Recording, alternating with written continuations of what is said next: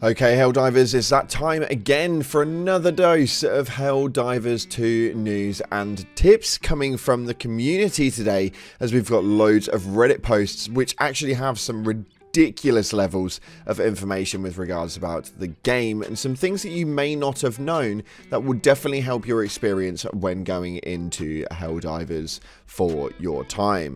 With that being said though, if you haven't already, smash that beautiful blue thumbs up and subscribe with post notifications turned on. It'd be greatly appreciated. On top of that, check out our sponsor for today's video, Control Freak, the #1 in controller gaming aiming. That's right, we made it rhyme. And not only that, but if we go down to the description today and click on the link using code CloudPlays at checkout, we'll get you a cheeky 12% off, which yes is much better than 10.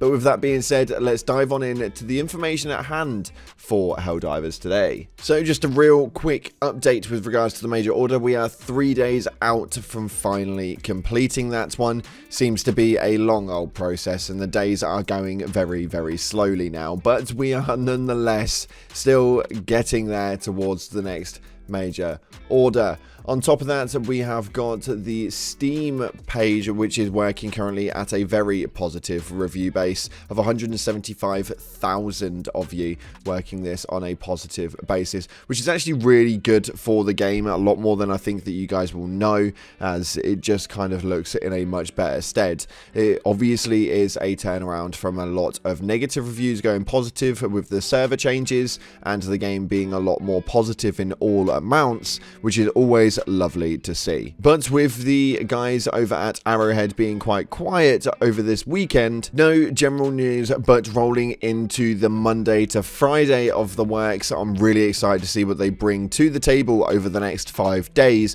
with regards to the game. Let me know what you guys are hoping for this week with regards to Helldivers 2 via the comment section below. Let's get some conversations going about some of the new things we should be experiencing this week in Helldivers 2. But some things that you guys should know that maybe don't, that you guys really need to take into consideration. This one here is a post on Reddit which has literally just gone up, and I think not enough people actually know this, but the way that these missions actually work on a time scale basis. Now, the more people that know this, the better, because people do need to kind of make their moves inside of these missions as you get into the harder difficulties of the game. But the longer a mission takes, the heavier the enemy presence gets, and that genuinely is just a process that we have inside of the game. So the longer these missions actually take you, the heavier this is going to be and the harder this is going to get. Also, if you want to experience the game on some really difficult scales, go into the game on a really hard difficulty and just let the game take its course until you get towards the end of the time scale, depending on obviously which one it is. You guys are going to be running up for about half an hour and trying to clear as much of the map as you can. Now, some interesting factors with regards to charges. With 1.8 thousand upvotes on the Reddit right now, somebody stated, "Don't run away from charges, run towards them." I see most people diving out of the way every time, so I figure I'd post it here. Sometimes, sure, you have to dive, but most of the time, instead of running away and diving sideways at the last second, run straight at them. Yep, straight past one of their front legs. Stay as close to them as possible and run right behind them, like two trains passing each other. The turning angle is too tight for them and they get stunned instantly every time. Makes it much easier and more efficient to take them down, and quickly at higher levels. It's easy. Now, don't get me twisted, it's not easy. These charges can be an absolute nightmare, and I know a lot of you guys do agree with me, but giving this one a try, it may not be the worst at hand. Running directly towards the charger can be absolutely petrifying, but being able to take that slight turning circle past its front leg at that point will give you guys a much better range of motion when being able to turn around and take the bullets off that you need to, because these guys are armored up to the bloody hilts and charges are just absolutely no fun, but neither is running away from them. So let me know any of your pointers for specific ads via the comment section below and how you actually manage them, because I think that these things that need to be communicated and shared throughout the community. Now, another massive pointer towards the game with regards to how the actual efficiency works within liberating multiple planets is going to be the next thing that we go into before we get into a really sad post about actually screwing over your teammates, and something which is seeming to be a little bit more prevalent inside of the game and something that we're experiencing a lot more often. But this one right here is so damn interesting and so damn detailed. So a massive shout out to G Hoxon, who posted this up with 5,600 upvotes saying how to efficiently liberate multiple planets. Now, forward. As Helldivers is a game, you should honestly just play the game how you want. Go Creek, go Errata, go back to Mars for tutorial. It's your game and your time. This post is aimed at people who want to actively participate in the Galactic War and explains some of the opaque mechanics that we never well explained within the game itself. Now, it's the most recent MO. One insidious situation that keeps occurring was that the East Front players would spread themselves evenly across the Liberation planets, so around 100,000 each on Fenrir, Meridia, and Turing. This efficiently results in a 3-front stalemate, a ticking time bomb until off-peak hits and all planets lose progress. This is happening because of the region mechanics. Now, the way that the liberation process actually works is that players contribute to a planet's liberation progress when they complete operations. Currently, this is set to be at 0.0001 to 0.0003 per operation, ranging from operations with 1 mission to those with 3 missions. This is not affected by the number of players completing an operation or the operation's difficulty level. On average, 100k players on a planet tend to contribute around 5% liberation progress per hour, which is incredible. And when you take into consideration that it doesn't take into consideration the difficulty level, this means that for those of you guys on a higher level, you could be clearing these numbers out a lot quicker at the lower difficulties, which is why you're seeing a lot of level 50s sat in the medium range, because it's just enough to tickle their fancy, but at the same time enough to complete it quick enough. Now, as far as planet regen actually works, think of a planet regen as a rate at which hostile planet is being reinforced or how quickly bugs are spawning. This is a mechanic that can be adjusted by the game master at any will between 0 and 20% per hour.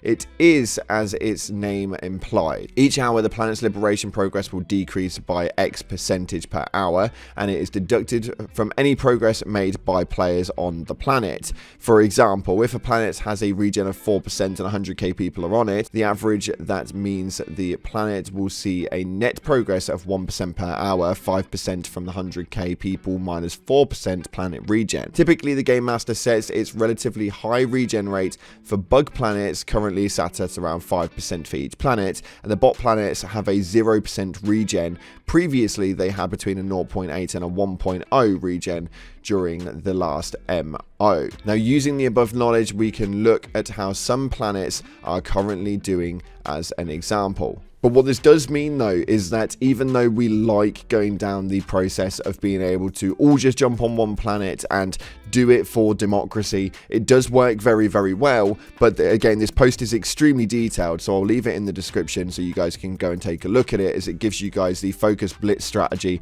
on the best way to run this one up, which is absolutely incredible, as Joel is going to be sweating in his boots when he sees these statistics. But the essential TLDR for this one is that if you see multiple bug planets being attacked, need liberation, focus on whichever planet has the most players. The best way to capture all planets is to focus on a single planet and build up a huge critical mass well above the regen rate of the planet, which is absolutely incredible. And this post got so much love, it is absolutely insane. If you guys want to add to that, then make sure that you do. The link is down in the description. Go and give G Hoxon some love for his time, because he really detailed this one out like an absolute pro. But although the community is quite positive right now, we cannot ignore the negatives that are happening, and this one right here actually upset me quite a lot, and I didn't really like the maneuver that actually ran through this post. Now, with 2.8 thousand upvotes, it states you want to screw over teammates, have fun with those 30 minutes you just wasted. Hello there, fellow divers. I've been playing for about a week now, got to level 22 and have been having a blast. I love the player base of this game. Everyone I've met met on my countless dives has been friendly and cooperative as they can be, until today. Was playing that one automaton mission where you have to destroy ammo stockpiles and fuel silos. 3 random guys joined up, a level 27 diver and a pair of level 5 divers. Great, the more the merrier. First few minutes of the mission, we already completed one of the objectives and everything was seemingly going well, until the level 27 diver added to the text chat, "Are you seriously taking my stuff?"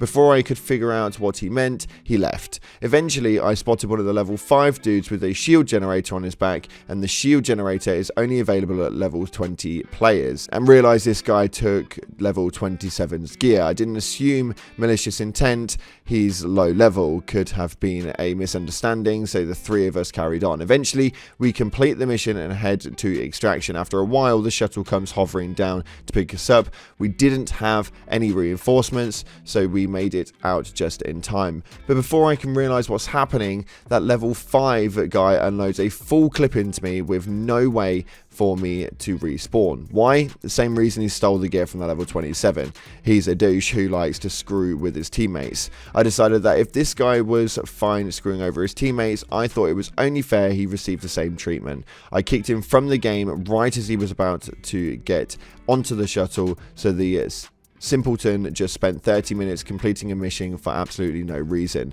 Is it petty? Maybe. Did I really need to recount this tale on Reddit? No. Did I feel really good? Absolutely. So remember, my fellow divers, treat the teammates you come across with the respect and dignity only a citizen of Super Earth could possibly display, or get out of my lobby. And I think that this one is nailed down to the bloody bottom. These trolls at the moment are becoming a little bit ridiculous. We've got a lot of team killing going on. The one that really irritates me the most is getting onto the extraction ship, and now I just won't do it until I'm the last one there, because the amount of times I get onto an extraction ship for somebody to call down an airstrike and just take all of us out, eradicating a load of XP for no reason, is so freaking irritating. So I can't stress enough, as Helldivers, please do roll as one. Make sure that we have the respect for each other and just have some fun. Turn your microphones on and just enjoy each other's space. There are so many nice people in this community, it is absolutely ridiculous and you've got no idea. So make sure that you give them the chance